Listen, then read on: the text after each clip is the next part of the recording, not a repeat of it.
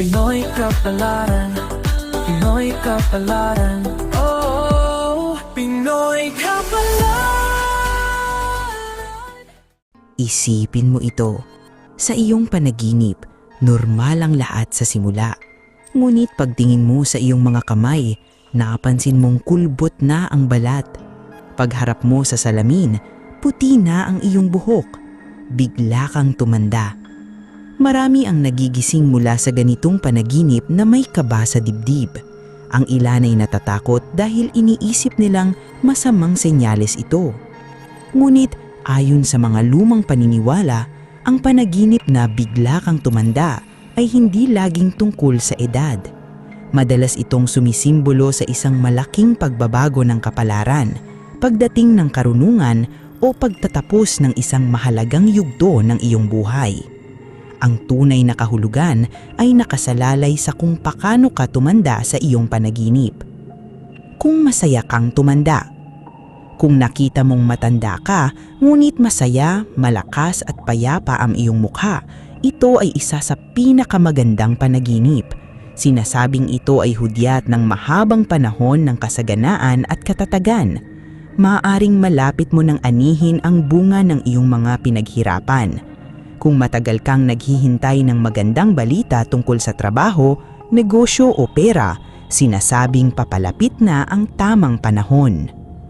Kung malungkot o mahina ka, kung ikaw ay matanda ngunit tila mahina, pagod o nalulungkot, isa itong paalala na huwag hayaang maubos ang iyong lakas sa mga problemang hindi mo naman kontrolado.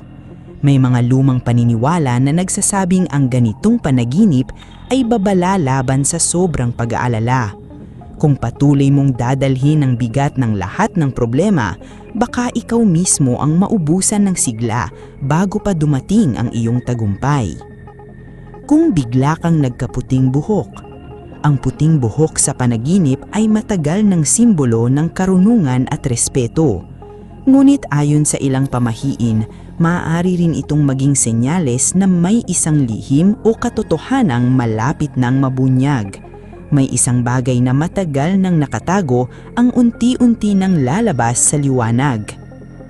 Kung hindi ka nakikilala ng mga tao, kung sa panaginip ay tumanda ka at hindi ka na nakilala ng iyong pamilya o mga kaibigan, sinasabing ito ay palatandaan ng malaking pagbabago sa iyong buhay. Maaaring magbago ang iyong katayuan, trabaho o paraan ng pamumuhay.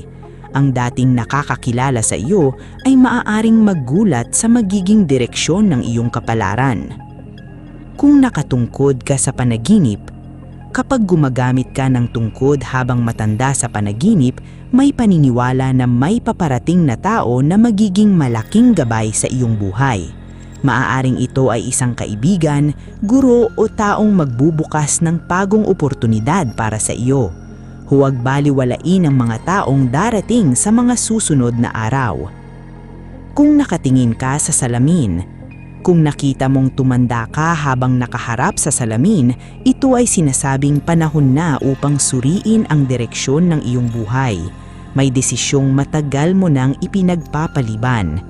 At ayon sa mga matatanda, ang salamin sa panaginip ay bihirang magsinungaling.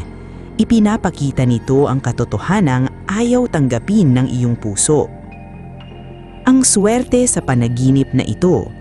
Bagamat marami ang natatakot sa panaginip na tumatanda, sa mundo ng pamahiin, ito ay madalas na iniuugnay sa magandang kapalaran. May mga naniniwala na ang biglaang pagtanda sa panaginip ay senyales ng paglapit ng kayamanan, paggalang sa ibang tao at pagtaas ng antas ng pamumuhay. Kung ikaw ay may negosyo, maaaring dumami ang iyong mga pagkakataon. Kung naghahanap ka ng trabaho, maaaring may magandang balitang paparating. Kung matagal nang mabagal ang daloy ng pera, sinasabing unti-unti itong bubuti. Sa ilang lumang paniniwala, ang pagtanda sa panaginip ay hindi pagkawala ng kabataan. Ito ay paglapit ng mas malaking pagpapala. Konklusyon, Ang panaginip na bigla kang tumanda ay hindi dapat katakutan. Sa halip, ito ay paalala na bawat yugto ng buhay ay may dalang pagong karunungan at pagong kapalaran. Minsan ang panaginip na ito ay babala upang maging matalino sa mga desisyon. Minsan naman, ito ay hudyat na ang mga biyayang matagal mong hinihintay ay malapit nang dumating. Kaya kung napanaginipan mong ikaw ay biglang tumanda, huwag agad isipin na ito ay malas. Baka ito na ang simula ng isang bagong kabanata ng iyong kapalaran. At kung nais mo pang malaman ng kahulugan ng iba't ibang panaginip, pamahiin at misteryosong senyales, huwag kalimutang i-like ang video, mag-subscribe sa channel at pindutin ang notification bell para hindi mahuli sa ating mga susunod na talakayan. Maraming salamat sa panonood!